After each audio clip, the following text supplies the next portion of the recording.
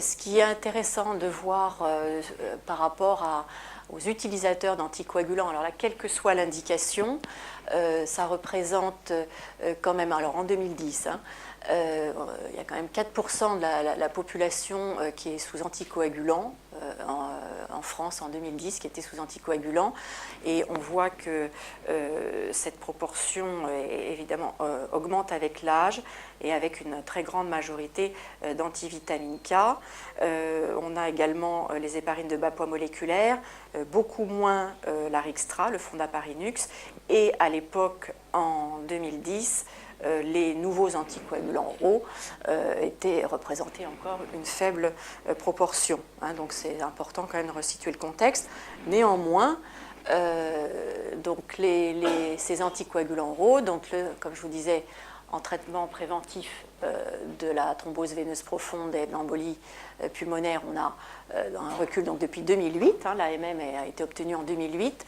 Et les indications ont été élargies en 2012 avec donc la fibrillation auriculaire non valvulaire et le traitement curatif de la thrombose veineuse profonde et de l'embolie pulmonaire.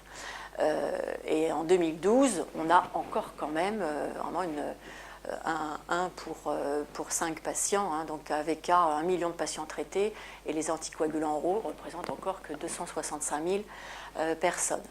Mais encore, vraiment sur des données encore plus récentes, ça bouge vite.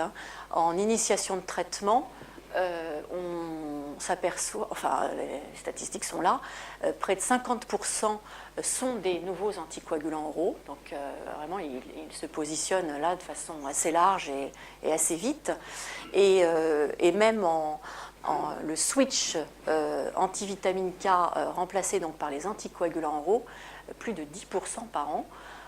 Et là, c'est peut-être éventuellement un petit peu plus inquiétant parce que ça n'est pas forcément indiqué chez tous les patients sous antivitamine K, loin de là.